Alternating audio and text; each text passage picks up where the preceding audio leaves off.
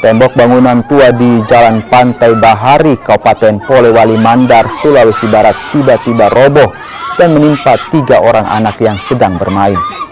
Ketiga korban masing-masing Putra Lais Mubaid, Abizar Rahmat, dan Muhammad Diala. Warga di sekitar lokasi kejadian pun berupaya menyelamatkan para korban dari reruntuhan. Ketiga korban lalu dievakuasi ke rumah sakit umum terdekat untuk mendapatkan pertolongan medis. 1 orang korban atas nama Putra Lais Mubadi dinyatakan meninggal dunia dalam perjalanan menuju rumah sakit. Sementara itu 2 korban lainnya dalam kondisi kritis. Polisi masih melakukan penyelidikan tembok bangunan roboh yang menelan korban jiwa. Oh, itu anak-anak main sekitar main-main lagi di sini.